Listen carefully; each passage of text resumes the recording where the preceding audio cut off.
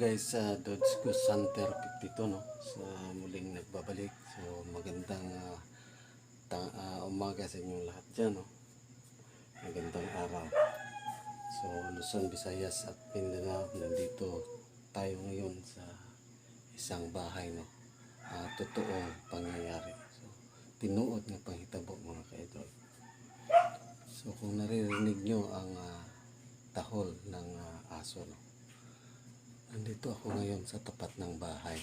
So, totoong pangyayari ito mga kaidol. No? Talagang hindi ka pa naniniwala, pero mga kaidol ay ito ay isang totoong pangyayari. Nanyan na narinig nyo ang tahol ng aso mga kaidol. So, ang bahay na to mga kaidol ay nakapakilabot no, dahil yung may-ari itong bahay na to ay nandun sa ospital ngayon dahil sa sakit no. So yung aso nila matagal na tong ganito, kaya ngayon sinubaybayan ko itong bahay na ito. Ay maraming nagsasabi no, na mga kapitbahay na talagang nakakatakot itong bahay na to. So, pakinggan natin.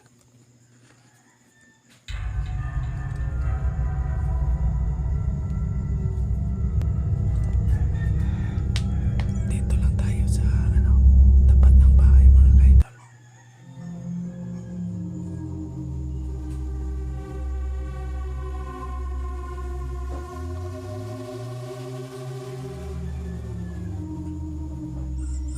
Natin mga kaidol ay alas 4 ng madaling araw.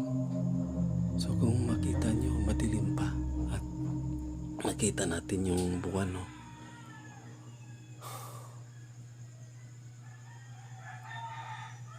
ayan o, dito tayo sa may pader.